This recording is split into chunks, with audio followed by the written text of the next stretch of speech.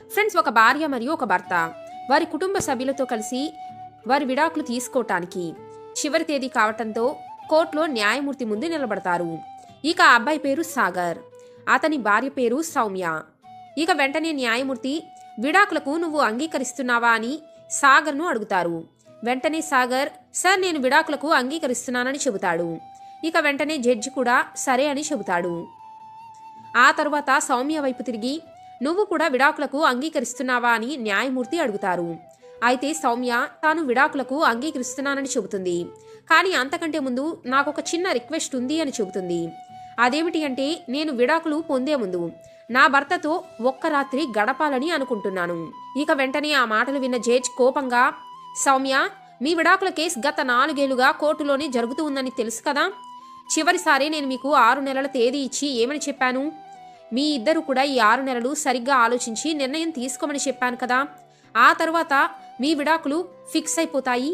ఆ సమయంలో మీరు ఒక నిర్ణయానికి రాకపోతే అప్పుడు నేను నా వైపు నుంచి నిర్ణయం చెప్పి దానిని మీరు తప్పనిసరిగా అంగీకరించాలని కూడా మీకు చెప్పాను కదా. ఈ విధంగా జడ్జి సౌమ్యతో కొంచెం గట్టిగా మాట్లాడతారు. కానీ ఫ్రెండ్స్, జడ్జి గారు కూడా ఒక మనిషే కదా. ఆయన కూడా ఒక ఆడపిల్లకి తండ్రి ఉంటాడు కదా. అందుకే ఆయన మళ్ళీ మనసులో ఏమని ఆలోచించడం మొదలు పెడతాడు అంటే ఎవరికి తెలుసు, ఒక్క రాత్రి కదా సౌమ్య అడుగుతుంది. ఈ ఒక్క రాత్రిలో ఏదైనా మ్యాజిక్ జరిగి ఈ ఇద్దరు కూడా మళ్ళీ జీవితంలో కలిసిపోతారేమో కదా. అప్పుడు ఒక జంట విడిపోయిందనే బాధ నాకు కూడా తప్పుతుంది కదా అని అనుకుని సరే సౌమ్య నువ్వు కోరుకుంటున్నట్లుగానే నీ భర్తతో నువ్వు ఒక రాత్రి గడపవచ్చు. ఆ తర్వాత ఆయన సాగర్ వైపు తిరిగి నీ భార్య కోరుకున్నట్లుగా నువ్వు ఆమెతో ఒక రాత్రి గడపాలి. అంటే ఈ రోజు రాత్రి నుండి రేపు ఉదయం 6 వరకు మీ ఇద్దరు కలిసే ఉండాలి. ఆ తర్వాత మీ ఇద్దరు కలిసి రేపు ఉదయం 10 గంటలకు మళ్ళీ కోర్టులో హాజరు కావాలని చెబుతాడు. ఇక రేపే మీ కేసుకు సంబంధించిన తుది నిర్ణయం కూడా తీసుకుందామని కూడా అంటాడు. ఇక సౌమ్య తల్లిదండ్రులు వెంటనే జడ్జి ముందుకు వచ్చి సౌమ్యతో అమ్మా నీకేమైనా మతిపోతుందా, ఈ టైంలో ఎందుకు ఇలాంటి నిర్ణయం తీసుకుంటున్నావని తనకి మంచి చెడులు చెప్పటం మొదలు పెడతారు. ఇక జడ్జి కూడా సౌమ్య తల్లిదండ్రుల మాటలు విని ఇన్ని రోజులు మీ కూతురు మీతోనే ఉంది కదా, ఇప్పుడు మీరు మీ అమ్మాయికి ఈ మాటలు చెప్పే ముందు కోర్టుకు రాకముందే ఆమెతో ఇలా వివరించి ఉంటే ఇప్పుడు మీ అమ్మాయి ఈ విధంగా మాట్లాడకుండా ఉండేది. అలాగే ఈ రోజు నిర్ణయం కూడా మీ కూతురు చేతుల్లోనే ఉండేది కదా. కాబట్టి ఇప్పుడు తను ఆల్రెడీ ఒక డెసిషన్ తీసుకుంది కాబట్టి తన జీవితాన్ని జీవించడానికి ఆమెకు అన్ని హక్కులు ఉన్నాయి. ఆమె కోరుకున్నట్లుగానే ఆమె ఈ రోజు తన భర్తతో ఒక రాత్రి గడపవచ్చు. ఇందులో మీకు మాట్లాడే హక్కు లేదని అంటాడు. ఇక జడ్జి గారి మాటలు విన్న తర్వాత ఆమె తల్లిదండ్రులు కూడా మౌనంగా ఉండిపోతారు. ఇక ఆ తర్వాత సౌమ్య కోర్టు నుంచి బయటకు వస్తుంది. ఆమె భర్త సాగర్ కూడా కోర్టు నుంచి బయటకు వచ్చాడు. సౌమ్య సాగర్ దగ్గరికి వెళ్లి జడ్జి గారు చెప్పింది మీకు గుర్తుంది కదా, ఈ రోజు రాత్రి మనిద్దరం కలిసి గడపాలి, లేదా అది జడ్జి గారి ఆదేశాన్ని ఉల్లంఘించినట్లు అవుతుందని గుర్తుపెట్టుకోండి అని చెబుతుంది. ఇక సౌమ్య మాటలు విని సాగర్ కూడా సైలెంట్ గా ఉంటాడు. సరే కానీ నేనైతే నిన్ను నా ఇంటికి తీసుకెళ్లను అని సాగర్ అంటాడు. సౌమ్య కూడా నేను కూడా నీ ఇంటికి రానులే, భయపడకు అని అంటుంది. కాబట్టి ఈ రోజు రాత్రి మనం ఏదైనా హోటల్లో ఒక రూమ్ తీసుకుందామని చెబుతుంది. నేను ఏదైనా హోటల్లో రూమ్ తీసుకొని మీకు ఫోన్ చేస్తాను, ఏ హోటల్కి రావాలో మీరు అక్కడికి వచ్చేసేయండి అని కూడా చెబుతుంది. అదే సమయంలో మీకు నేను రూమ్ నెంబర్ కూడా చెబుతానని అంటుంది. ఇక ఆ తర్వాత సౌమ్య చెప్పిన విధంగానే ఒక మంచి హోటల్లో రూమ్ కూడా బుక్ చేస్తుంది. ఆ తర్వాత తన భర్తకు ఫోన్ చేసి సాయంత్రం 7 గంటలకు హోటల్కు రమ్మని చెబుతుంది. ఇక సాగర్ కూడా సౌమ్య చెప్పిన విధంగానే 7 గంటలకు హోటల్కు చేరుకుంటాడు. ఆ తర్వాత తను చెప్పిన గదిలోకి వెళ్తాడు. అయితే అప్పటికి ఆ గదిలో సౌమ్య లేదు. ఇక ఆమె కోసం ఎదురు చూస్తూ ఉంటాడు. 15 నిమిషాల తర్వాత సౌమ్య కొత్త వధువులాగా ఒక ఎర్రటి చీరలో అందంగా ముస్తాబయ్యి హోటల్ గదిలోకి ప్రవేశించింది. ఇక ఆమెను చూసిన వెంటనే సాగర్ ఒక్కసారిగా తను పెళ్లి చేసుకున్న మొదటి రాత్రిని గుర్తు చేసుకున్నాడు. కానీ మళ్ళీ తన ముఖాన్ని మార్చేసుకొని ఎటువంటి భావన లేని విధంగా సౌమ్యని చూస్తూ ఉన్నాడు.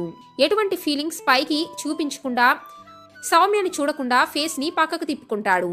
అయితే సౌమ్య అతని పక్కనే వచ్చి కూర్చుంటుంది. ఆ తర్వాత తన భర్తను మీరు బాగానే ఉన్నారా అని అడుగుతుంది. ఇక ఆమె మాటలు విని కూడా సాగర్ ఎటువంటి సమాధానం చెప్పడు. దీంతో సౌమ్య అతనికి మరి కాస్త దగ్గరకు వస్తుంది.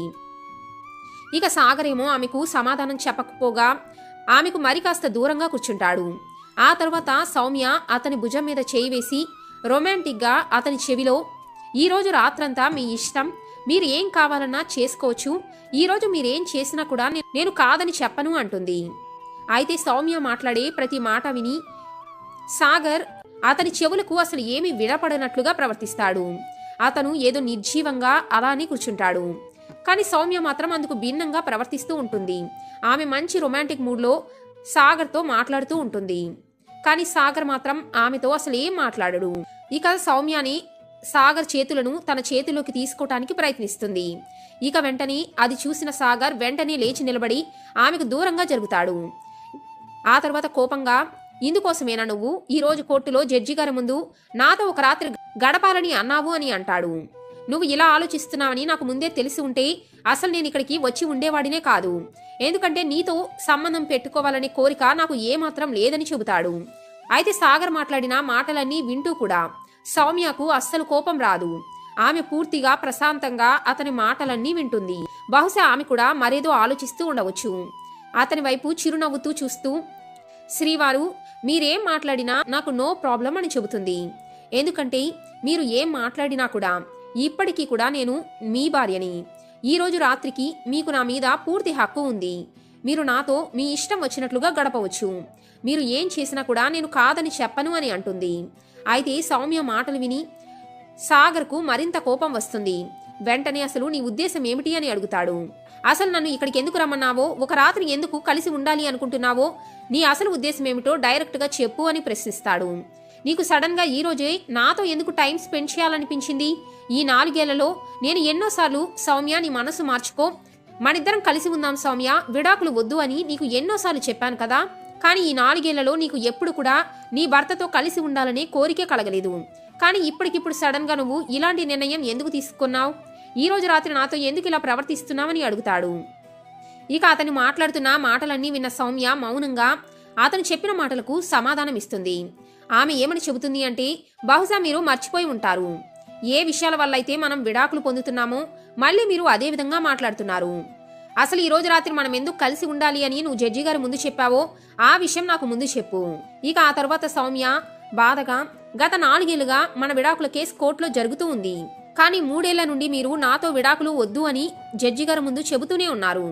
అయితే చివరిసారిగా మనం 6 నెలల క్రితం కోర్టులో కలిసినప్పుడు మీరు జడ్జి గారి ముందు విడాకులు కావాలని కోరారు. ఇక మీకు కూడా నాతో కలిసి ఉండాలనే కోరిక చచ్చిపోయిందా అని ప్రశ్నిస్తుంది. ఇక సౌమ్య మాట్లాడిన మాటలన్నిటినీ మౌనంగా విన్న సాగర్ ఆమెకు ఏమని సమాధానం చెబుతాడు అంటే, సౌమ్య, బహుశా నువ్వు మర్చిపోయి ఉండవచ్చు. ఏ విషయాల వల్ల అయితే మనం విడాకులు పొందుతున్నామో ఆ విషయం గురించి. నువ్వు ఎప్పుడు కూడా నేను నీకు దగ్గరగా ఉండాలి, నీతో ప్రేమగా ఉండాలి అనుకున్నప్పుడల్లా నాతో ఈ విషయం మీదే గొడవ పడుతూ ఉంటావు. నన్ను ప్రతిసారి దెప్పి పొడుస్తూనే ఉంటావు. కేవలం నీతో శారీరక సంబంధం పెట్టుకోవటానికి నేను నీతో మంచిగా మాట్లాడుతున్నాను, యాక్టింగ్ చేస్తున్నాను అని నన్ను ఎప్పుడు కూడా అవమానిస్తూనే ఉన్నావు.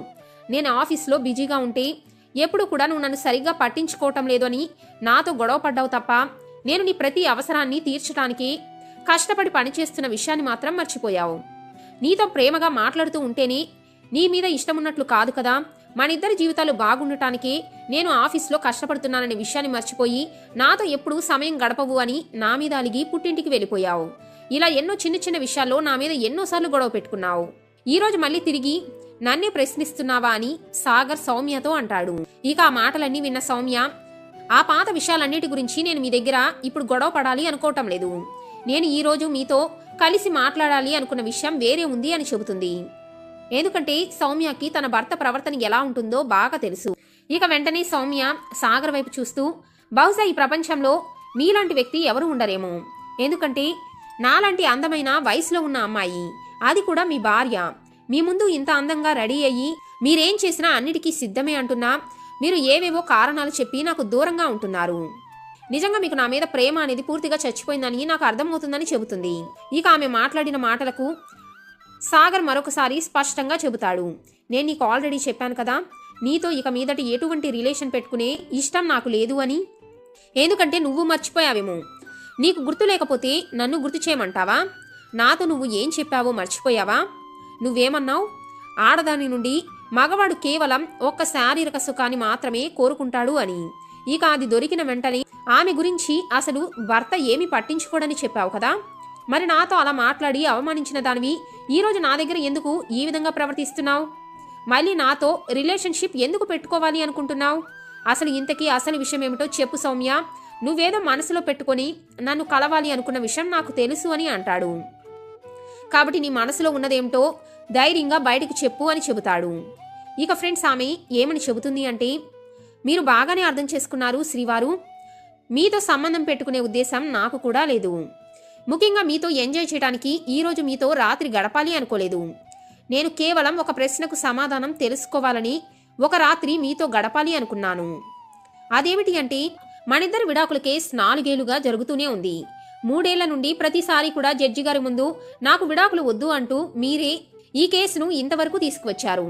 కానీ చివరిసారిగా మనం 6 నెలల క్రితం కోర్టులో కలిసినప్పుడు మీరు జడ్జి గారి ముందు నేను కూడా విడాకులకు సిద్ధమే అని చెప్పారు. ఇంకా ఇప్పుడు మీరు నా నుంచి విడిపోయిన తర్వాత చాలా సంతోషంగా ఉండాలి కదా, హ్యాపీగా మీ ఫ్రెండ్స్తో తిరుగుతూ ఉంటారు కదా. ముఖ్యంగా మీరు చూడటానికి చాలా బలహీనంగా కనిపిస్తూ ఉన్నారు.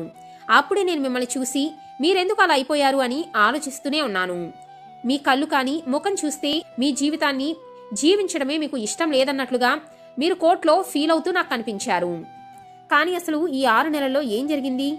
ఈ రోజు కూడా మీ ముఖం ఎందుకు ఇలా పీకుపోయి చాలా బలహీనంగా కనిపిస్తున్నారు? ఎప్పుడు ఎన్ని కష్టాలు, మనిద్దరి మధ్య ఎన్ని గొడవలు ఉన్నా కూడా మీరెప్పుడు నలుగురిలో చాలా ప్రశాంతంగా కనిపిస్తూ ఉండేవారు కదా. అలాంటి మీరు ఈ విధంగా ఎందుకు తయారయ్యారు? ఎందుకంటే మీరు ఎటువంటి సమస్యలు వచ్చినా పట్టించుకోకుండా చాలా ఆనందంగా ఉండే టైప్ కదా. మనిద్దరి మధ్య ఏ గొడవ జరిగినా, ఏ వాదనలో అయినా ఎప్పుడు నాతో పోటీ పడి వాదిస్తూ ఉండేవారు కదా. కానీ ఈరోజు మీరు నాతో మాట్లాడటానికి కూడా ఎందుకు ఇష్టపడట్లేదు? దీనికి సమాధానం నేను తెలుసుకోవాలి అనుకుంటున్నాను. బహుశా మీరు కనుక నాకు నిజాయితీగా ఈరోజు సమాధానం చెప్పకపోతే బహుశా నేను మీకు విడాకులు కూడా ఇవ్వను అని చెబుతుంది. ఇక ఆమె మాటలు విన్న సాగర్ కొద్దిగా ఆశ్చర్యపోయి ఏమని చెబుతాడు అంటే, నువ్వు నాకు విడాకులు ఇచ్చినా ఇవ్వకపోయినా మరికొన్ని నెలల్లో లేదా 1 ఏడాదిలోపు నిన్ను వదిలేసి నేను పూర్తిగా వెళ్ళిపోతున్నాను. ఆ తరువాత నువ్వు నా ముఖం చూడాలి అనుకున్నా కూడా చూడలేవు. నువ్వు కోరుకున్నా కూడా అది ఎప్పటికీ జరగదు అని చెబుతాడు. ఇక అతని మాటలు వింటూని సౌమ్య, మీరేం మాట్లాడుతున్నారు? నాకు అర్థం కావటం లేదు. కొంచెం అర్థమయ్యేలాగా చెబుతారా అని అడుగుతుంది. అసలు విషయం ఏమిటి? మన పెళ్ళైనప్పటి నుండి ఇప్పటి వరకు కూడా మీ హృదయంలో ఏ రోజైనా సరే మీరు నిజంగా నన్ను ప్రేమించి ఉంటే ఈ రోజు ఖచ్చితంగా మీరు నాకు అసలు నిజమేంటో చెప్పి తీరాలి అని అంటుంది. ఇక ఫ్రెండ్స్ సౌమ్య మాటలు విన్నా సాగర్ హృదయం కూడా కొద్దిగా కరుగుతుంది. ఎందుకంటే ఆమె కళ్ళ నుండి అప్పటికే కన్నీళ్లు ప్రవహించడం మొదలవటాన్ని సాగర్ గమనిస్తూ ఉంటాడు. ఇక ఆమె ఏడుపు చూసి సాగర్ కూడా కరిగిపోయి అసలు నిజం చెప్పటం మొదలు పెడతాడు. మనం చివరి తేదీన కోర్టులో కలిసినప్పుడు అంటే 6 నెలల క్రితం నీకు గుర్తుంది కదా. దానికి 2-3 రోజుల క్రితమే నాకు అకస్మాత్తుగా కడుపులో నొప్పి వచ్చింది. ఆ తర్వాత నేను హాస్పిటల్కు వెళ్ళాను. నేను ఫుల్గా చెకప్ చేయించుకున్న తర్వాత నాకు తెలిసిన విషయం ఏమిటి అంటే, నాకు స్టమక్ క్యాన్సర్ ఉందని తెలిసింది. బహుశా ఇప్పుడు నేను ఒక 6 నెలలు 1 ఏడాది కంటే ఎక్కువ బ్రతకనని డాక్టర్ చెప్పేశారు. బహుశా నీతో కలిసి ఉన్నా లేదా మనకు పిల్లలు ఉన్నా కూడా నాకు బ్రతకాలి అనే ఒక ఆశ అనేది ఉండేది. కానీ ఇప్పుడు నా జీవితంలో నాకంటూ ఎటువంటి లక్ష్యం కానీ బాధ్యత కానీ లేదు. అందుకే నాకు నా జీవితం మీద కూడా ప్రేమ అనేది పోయింది. ఇప్పుడు నేను పోగొట్టుకోవటానికి నా దగ్గర ఏమీ లేదు. అందుకే నాకు ఈ జీవితం మీద కూడా ఇంట్రెస్ట్ పోయింది. ఇక నేను బ్రతికి ఉన్నా ఎటువంటి ఉపయోగం లేదని నాకు అర్థమైపోయింది. నా జీవితం మీద ఉన్న ఆశలన్నిటినీ ఇప్పటికే వదిలేసుకున్నానని చెబుతాడు. ఇక తన భర్తకు క్యాన్సర్ అని తెలిసిన వెంటనే సౌమ్య అది కూడా అతని నోటి ద్వారా విన్న వెంటనే ఆమె ఎంతో భావోద్వేగానికి గురవుతుంది. ఆమె కళ్ళలో నుంచి కన్నీళ్లు కారటం మొదలవుతాయి. ఇక ఆమె ఆలోచించటం మొదలు పెడుతుంది. ఏ భర్త దీర్ఘాయుష్యు కోసమైతే తను పెళ్లి చేసుకున్నప్పటి నుండి వారంలో 3-4 రోజులు ఉపవాసం ఉండేది. ఆ ఉపవాసాలు ఉండటం మూలంగా అతనికి దూరంగా ఉన్నప్పుడల్లా కూడా తన భర్త తనతో ఎప్పుడూ గొడవ పడుతూ ఉండేవాడు. ఈ ఉపవాసాలు ఎందుకు, నన్ను దూరంగా ఉంచటానికి కానీ తనని నిందిస్తూ ఉండేవాడు. అలాంటి తన భర్త కోసం ఎన్ని పూజలు ఉపవాసాలు చేసింది. అటువంటి తన భర్త ఈరోజు మృత్యువుతో ఒంటరిగా పోరాడుతున్నాడు. అన్నింటికీ మించి ఆయన అసలు ఈ విధంగా అంటే తను జీవించడానికి కూడా ఇక మీదట ఎటువంటి ఆశ లేదని చెబుతున్నాడు. ఆయన పరిస్థితి గురించి తెలుసుకుని సౌమ్య నిజంగా చాలా ఎమోషనల్ అవుతుంది. ఇక వెంటనే భావోద్వేగానికి గురై వెంటనే ఆమె సాగర్ను కౌగిలించుకుంటుంది. అయితే సాగర్ మాత్రం సౌమ్య తనను దగ్గరకు తీసుకున్నా కూడా ఎటువంటి స్పందన లేని విధంగా నుంచుంటాడు. అతను మనసులో ఏమని అనుకుంటాడు అంటే, ఇక మీదట నేను బ్రతికి ఉండేది లేదు.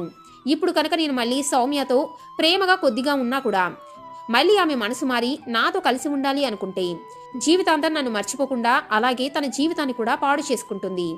అందుకే సౌమ్యతో నేను కొంచెం కఠినంగానే ప్రవర్తించాలని అనుకుంటాడు. అందుకే మళ్ళీ సాగర్ సౌమ్యని దూరంగా నెట్టి సౌమ్య, నువ్వు కోరుకున్న సమాధానం నేను నీకు చెప్పాను కదా. నువ్వు ఏదైతే నా దగ్గర తెలుసుకోవాలి అనుకున్నావు ఆ పూర్తి విషయం నీకు అర్థమైంది కదా. నేను ఎందుకు బలహీనంగా ఉన్నానో కూడా నీకు చెప్పాను కదా. ఇక నాకు నీతో కలిసి ఉండే ఆసక్తి కూడా లేదు. ఇక నా జీవితంలో మళ్ళీ నీతో కలిసి ఉండే అవకాశం కూడా రాకపోవచ్చు అని చెబుతాడు. ఇక నీకు నా పరిస్థితి అర్థమైంది కాబట్టి ఇక నేను వెళుతున్నానని అంటాడు. ఇక వెంటనే సౌమ్య సాగర్ చేతిని పట్టుకొని, మీకు జడ్జి గారు చెప్పిన మాటలు గుర్తులేవా? మీరు ఉదయం 6 గంటల వరకు నాతోనే ఉండాలి, ఆ తర్వాత మీ ఇష్టం అని చెబుతుంది. ఎందుకంటే రేపు ఉదయం 10 గంటలకు జడ్జి ముందు హాజరై మన వాంగ్మూలం ఇచ్చి మనిద్దరం కూడా విడాకులు పొందవచ్చు అని చెబుతుంది. ఆ తర్వాత బహుశా నేను మళ్ళీ మీతో నా జీవితంలో కలిసి ఉండకపోవచ్చేమో, మీకు కూడా మళ్ళీ మరొక అవకాశం రాకపోవచ్చు. కాబట్టి నేను మీకు మళ్ళీ చెబుతున్నాను, మీరు ఈరోజు రాత్రి నాతో ఎలా ఉండాలన్నా మీ ఇష్టం, నేను కాదని చెప్పను అని అంటుంది. అయితే ఫ్రెండ్స్, అప్పటికే ఎంతో ఎమోషనల్గా మరియు అనారోగ్యంతో బాధపడుతున్న సాగర్ మూడ్ మాత్రం అస్సలు బాగోదు. ఎందుకంటే అతను అప్పటికే మనసులో చాలా బాధపడుతూ ఉన్నాడు. అందుకే తనకెంతో ఇష్టమైన తన భార్య దగ్గరకు తీసుకోమని చెబుతున్నా కూడా ఆమెను అవాయిడ్ చేస్తూనే ఉన్నాడు. అంతకు మించి ఆమెతో మరే రిలేషన్ పెట్టుకొని ఆమె జీవితాన్ని కూడా మరింత బాధ పెట్టాలని అతను అనుకోవటం లేదు. ఇక ఆ తర్వాత వారిద్దరూ మంచం మీద ఒకరికి ఒకరు దూరంగా కూర్చున్నారు. ఇద్దరు కూడా వారి గతంలోని తమ జీవితంలో జరిగిన ఎన్నో క్షణాలను గుర్తు చేసుకున్నారు. వారి పెళ్ళైన తర్వాత వారు హ్యాపీగా గడిపిన, వారు ప్రేమగా గడిపిన క్షణాల దగ్గర నుండి ఆ తర్వాత వారి జీవితంలో వచ్చిన చిన్న చిన్న గొడవలు, చివరికి వారు విడాకులు తీసుకుంటున్న కారణాలు అన్నిటి గురించి మాట్లాడుకుంటూ మళ్ళీ నీదే తప్పు అంటూ ఇద్దరు మరొకసారి చాలా స్ట్రాంగ్ గా గొడవ పడతారు. ఇక గొడవ పడిన తర్వాత ఒకరి మీద మరొకరికి మళ్ళీ కోపం అనేది వస్తుంది. ఇక వారి కోపం అనేది హద్దు దాటి సౌమ్య ఒకవైపుకు తిరిగి పడుకుంటే ఆమెకు మరొక వైపు తిరిగి సాగర్ కూడా కళ్ళు మూసుకుంటాడు. కానీ ఆ ఇద్దరు కళ్ళు మూసుకుంటారు, కానీ మనసులో కొన్ని వేల ఆలోచనతో సతమతమవుతూ ఉంటారు. అటువంటి పరిస్థితుల్లో, అటువంటి వాతావరణంలో ఎవరికైనా ఎలా నిద్రపడుతుంది మీరే చెప్పండి. కాబట్టి ఇద్దరు కూడా కళ్ళు మూసుకొని నిద్రపోవటానికి ప్రయత్నించి ఎప్పటికో నిద్రపోతారు. ఇక ఉదయం దాదాపుగా 6 గంటలకు సౌమ్య ఫోన్లో అలారం మోగటంతో ఆమె లెగిచి తన భర్తను కూడా లేపి ఇక ఇప్పుడు మీరు వెళ్లే సమయం అయింది అని చెబుతుంది. ఇక వెంటనే సాగర్ కూడా, అవును, ఈ రోజు తర్వాత ఇక మీదట నువ్వు మళ్ళీ నన్ను ఎప్పటికీ కలవకు, మనం విడాకులు కూడా తీసుకుందామని చెబుతాడు. అయితే సౌమ్య, నేను మీకు మరొక గంట సమయం ఇవ్వాలి అనుకుంటున్నాను, మీ మనసు మార్చుకునే అవకాశం ఉంటే చెప్పండి, మరేమైనా ఆలోచన ఉన్నా, నాతో కలిసి ఉండాలనుకుంటున్నా ఆలోచించి చెప్పండి అని అంటుంది. కానీ సాగర్ మాత్రం ఆమె మాటలను నిరాకరిస్తాడు. అతను నా నిర్ణయం మార్చుకునే అవకాశమే లేదని చెప్పి అక్కడి నుండి వెళ్ళిపోతాడు. ఇక ఆ తర్వాత ఇద్దరు కూడా మళ్ళీ వారి కుటుంబ సభ్యులతో కలిసి 10 గంటలకు కోర్టులో హాజరవుతారు. అయితే ఫ్రెండ్స్, అప్పటికే ఆ ఇద్దరి మనసులో కూడా వారి మార్గాలు వేరుగా ఉంటాయి. ఇక జడ్జి కూడా ఉదయాన్నే ఆ రోజు చాలా కొత్త ఉత్సాహంతో కోర్టుకు వస్తారు. ఎందుకంటే బహుశా ఈ దంపతులు ఈ రోజు కలుస్తారేమో అని ఆయన కూడా ఆలోచిస్తూ ఉండవచ్చు. దీనికి కారణం ముందు రోజు రాత్రి ఒకరితో ఒకరు గడిపారు కాబట్టి వారిద్దరూ మనసు మార్చుకొని కలిసిపోతారేమోనని ఆయన భావిస్తూ ఉంటాడు. దీంతో వారికి విడాకులు ఇవ్వాల్సిన అవసరం లేదని కూడా ఫీల్ అవుతాడు. ఇక అలా ఆలోచించిన న్యాయమూర్తి ముందుగా సాగర్ను పిలిచి, నువ్వు ఇప్పటికీ కూడా విడాకులు కోరుకుంటున్నావా అని అడుగుతాడు. ఇక సాగర్ వెంటనే జడ్జి గారితో, అవును సార్, నాకు డైవర్స్ కావాలి అని చెబుతాడు.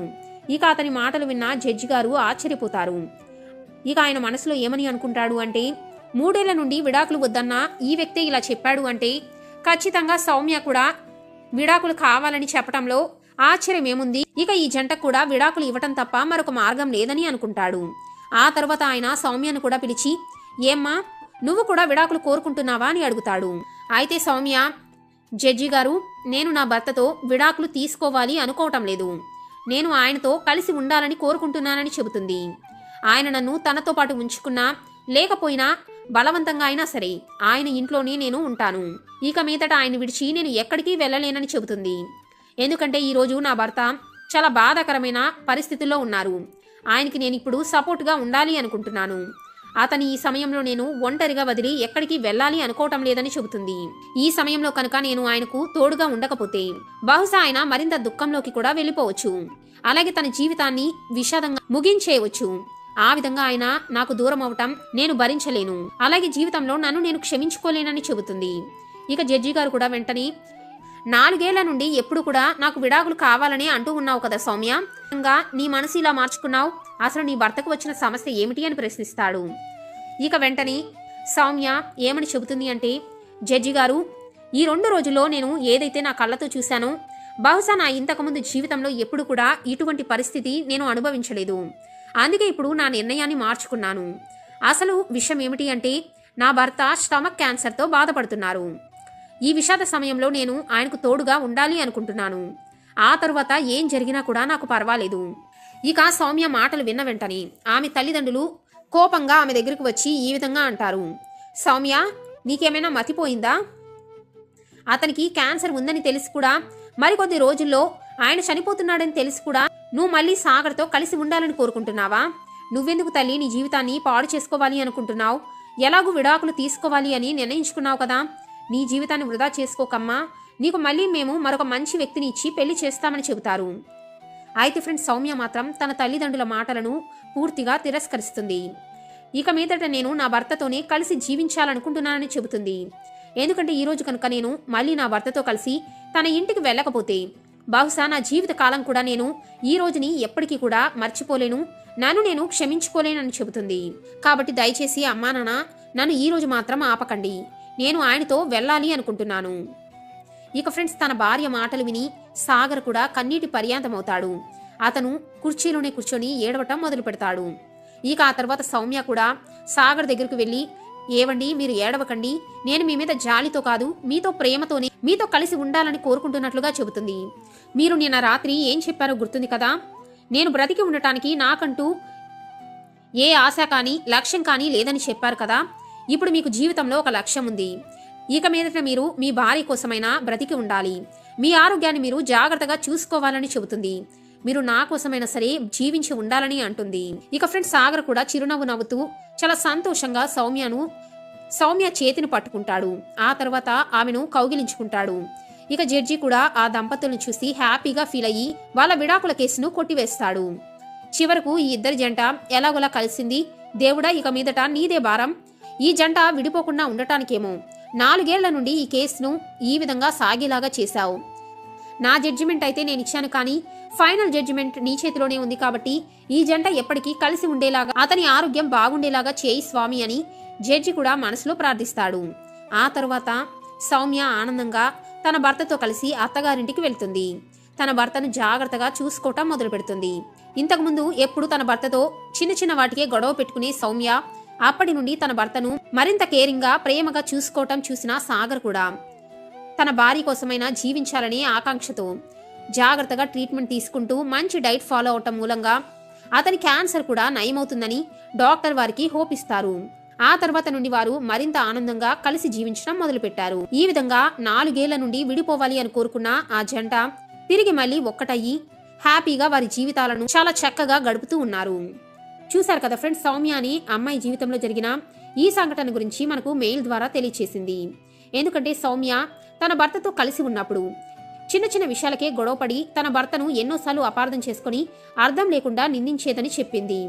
కానీ ఎప్పుడైతే తన భర్త అనారోగ్యంతో దుఃఖంలో ఉన్నాడని తెలిసిందో అప్పుడు నిజమైన ప్రేమ ఏమిటో తనకు అర్థమైంది. ఎందుకంటే తన భర్త ఎప్పుడు తనతో సమయం గడపటం లేదని ఆమె ఆలోచించింది, కానీ ఆమె కోసమే తన భర్త కష్టపడి పనిచేస్తున్నాడనే విషయం సౌమ్య మర్చిపోయింది. కానీ ఈరోజు అటువంటి భర్త శాశ్వతంగా దూరమైపోతాడని తెలిసిన వెంటనే సౌమ్య తను చేసిన తప్పేమిటో అర్థం చేసుకుని తన డెసిషన్ని మార్చుకుని మళ్ళీ తన భర్తతో ప్రేమగా ఉండటం మొదలుపెట్టింది. కాబట్టి ఫ్రెండ్స్, ఎప్పుడైనా సరే ఒక రిలేషన్ కలిసి ఉన్నప్పుడు ఆ మనిషి వాల్యూ అనేది తెలీదు, దూరమైనప్పుడే అర్థమవుతుంది. మరి మీరు కూడా ఇప్పటికే మీ జీవితంలో ఇటువంటి పొరపాట్లు చేసి ఉంటే ఆ పొరపాట్లను కలిసి ఉన్నప్పుడే సరిదిద్దుకోండి. ఎందుకంటే కొన్నిసార్లు మీరు సరిదిద్దుకోవాలి అనుకున్నా అప్పటికే ఎంతో ఆలస్యమైపోవచ్చు. మరి మీరు కూడా ఈ దంపతులు నిండు నూరేళ్లు అన్యోన్యంగా కలిసి జీవించాలని కోరుకుంటూ ఈ వీడియోని లైక్ చేసి మీ అభిప్రాయాలను కామెంట్ రూపంలో తెలియచేయండి.